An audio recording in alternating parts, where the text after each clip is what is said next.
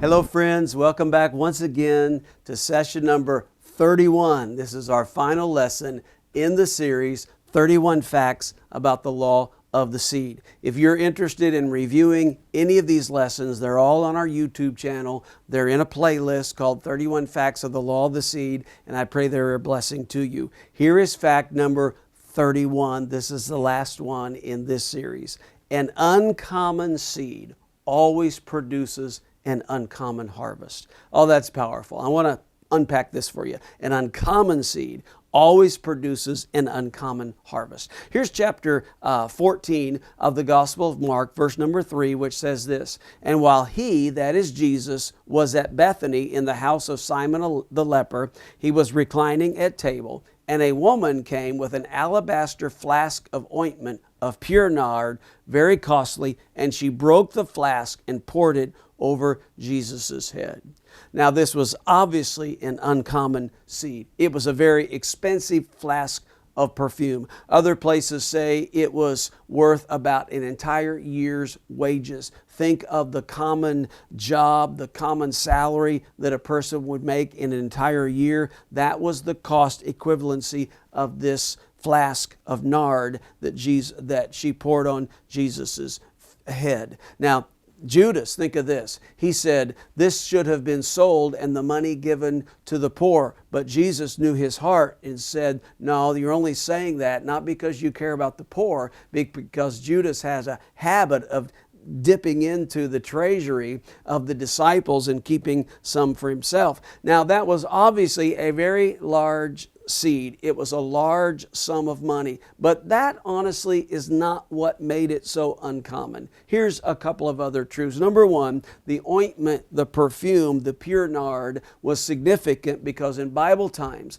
that was one of the spices, that was one of the perfumes, one of the ointments that they would use to prepare people's bodies for burial. So this woman actually prophetically gave that uncommon seed, prophetically testifying that Jesus would go to the cross, he would give his life, and that she was prophetically preparing his body for burial. It was a spiritual seed, a prophetic seed. But here's something else that you may not know. During Bible times, when a young woman arrived at the age to marry, her family would often buy her an alabaster box.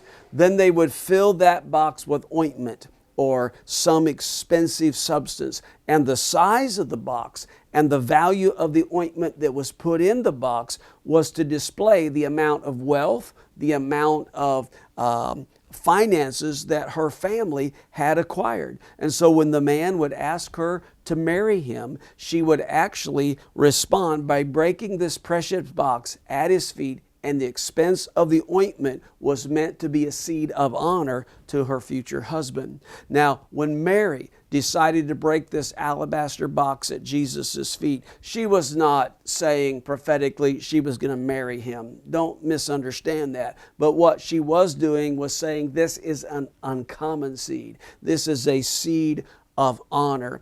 And an uncommon seed of honor always produces an uncommon harvest. Jesus said, Mark chapter 14, verse 8, "She has done what she could. She has anointed my body beforehand for burial. And truly I say to you, wherever the gospel is proclaimed in the whole world, what she has done will be told in memory of her." The uncommon reward was the honor that Jesus gave back to her for her seed of honor that she sowed into his life. Now, not every seed is a money seed, and not every harvest is a money harvest. But in this case, the uncommon seed of honor, the great amount of honor that she gave to Jesus, produced an uncommon seed of honor back in her own life. Jesus said for the rest of time, Jesus said, until the coming of the Lord, wherever this gospel is preached and proclaimed in all the world, what she has done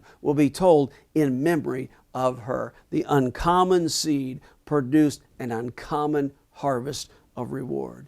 31 facts of the law of the seed. I trust you've been processing these. You can always go back and listen to previous lessons and know that when you sow a seed, you are scheduling a harvest of God's blessing and favor and reward and increase back into your life. If I could sum up 31 lessons of teaching on the law of the seed, I would give you these 3 quick statements. Number 1, everything that God does, He does through the seed. Everything He creates, everything He blesses, everything He increases, everything is done through the law of the seed. Number 2, you are a walking dispenser of seed.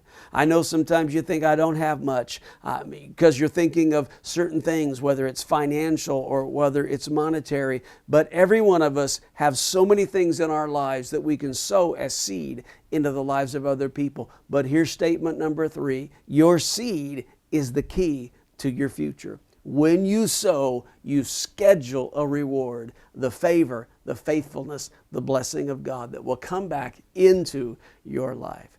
God bless you. We'll talk to you soon.